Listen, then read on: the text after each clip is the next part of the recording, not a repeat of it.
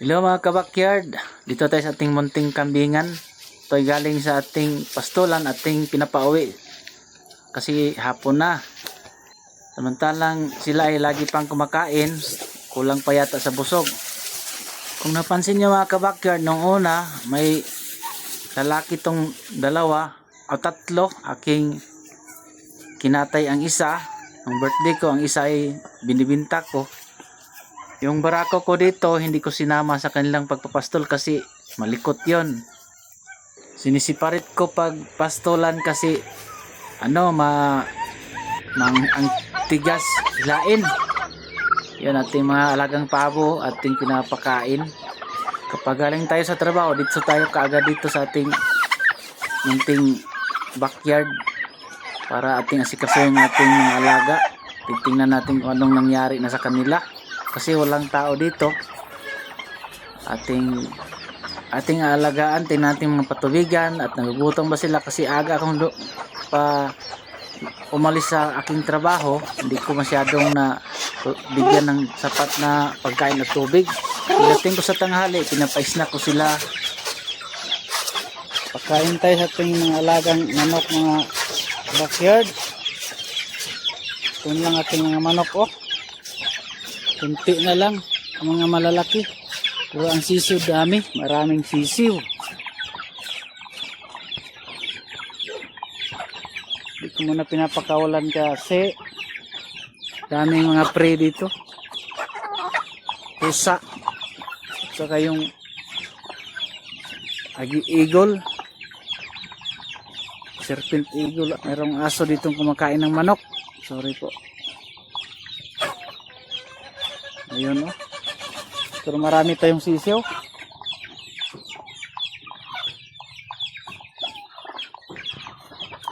Binigyan ko sila ng crack corn.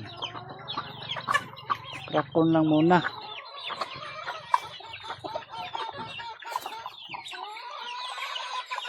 Kasi nakakagala naman sila at saka kakakain sila yung mga nahuhulog na pagkain galing sa kulungan.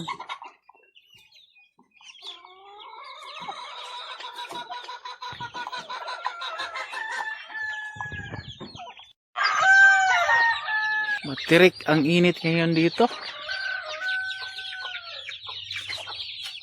Yun, may hinog na papaya o ating kukunin.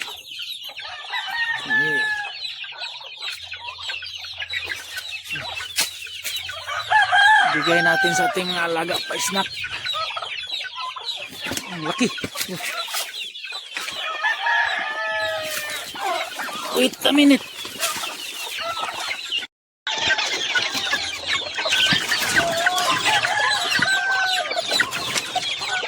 Okay.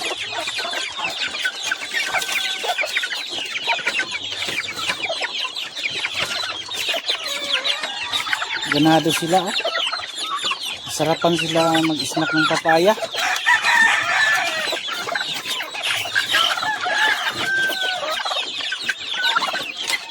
Sarap. Busog sila nito. Daming hinog ngayon ng aking papaya. Laki na to guys, oh. Mga kabakyard, malaki na sila, oh. Kaso may matay itong isa.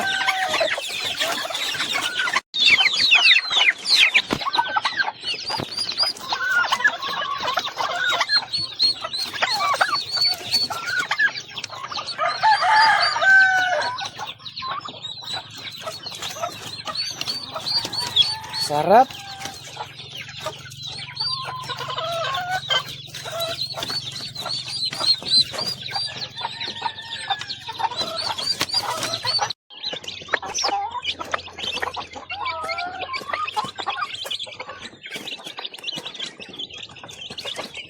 Ito mga kabakyard, panabong to.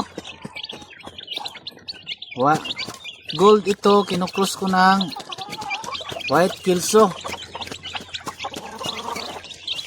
Yan yung mga sisiw, oh. Pag malalaki na to, kukunin ko na tong mating na to. Kasi kawawa sila na amuhin lang ang kanilang iti.